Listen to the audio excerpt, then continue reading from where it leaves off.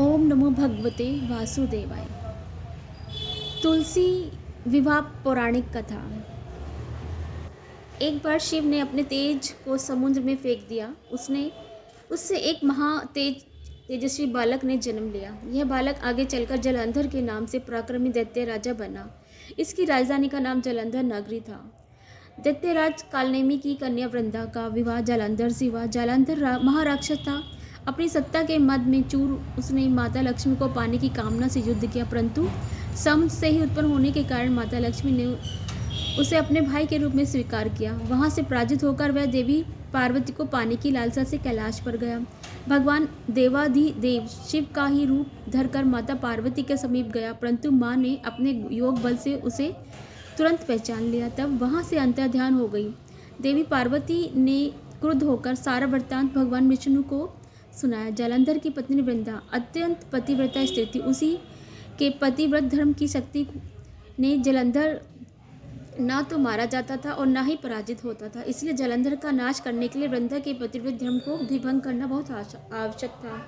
इसी कारण भगवान विष्णु ऋषि का वेश धारण कर वन में जा पहुंचे, जहां वृंदा अकेले भ्रमण कर रही थी। भगवान के पास दो मायावी राक्षस भी थे, जिन्हें देखकर वृंदा भयभीत हो गई। ऋषि ने वृंदा के सामने पल में दोनों को भस्म कर दिया। उनकी शक्ति देखकर वृंदा ने कैलाश पर्वत पर महादेव के साथ युद्ध करते हुए अपने पति जलंधर के बारे में पूछा। ऋषि ने अपने माया जाल से दो वानर प्रकट किए। एक वानर के हाथ में जलंधर का सर था और दूसरे के हाथ में धड़। अपने पति की यह दशा देखकर वृंदा मूर्छित होकर गिर पड़ी। होश में आने पर उन्होंने ऋषि रूपी भगवान से विनती की कि वह उसके पति को जीवित करें। भगवान ने अपनी माया से पुनः जलंधर का सिर धड़ से जोड़ दिया, परंतु स्वयं भी वह उसी शरीर में प्रवेश कर गए। जलंधर वृंदा को इस छल का तनिक भी आभास न हुआ। जलंधर बने भगवान के साथ वृंदा पतिव्रता का व्यवहार करने लगी, जिससे उसका सतीत्व भंग हो गया। ऐसा होते ही वृंदा का पति जलंधर युद्ध में हार गया। इस सारी लीला का जब वृंदा को पता चला तो उसने क्रुद्ध होकर भगवान विष्णु को सहृदयशील होने का श्राप दे दिया।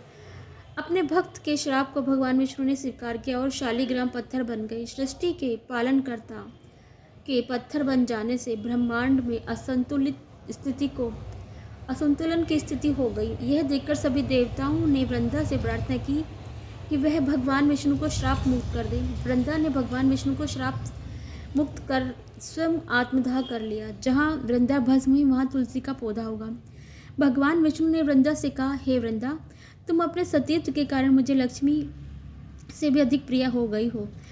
अब तुम तुलसी के रूप में सदा मेरे साथ रहोगी। तब से हर साल कार्तिक महीने के देव उठान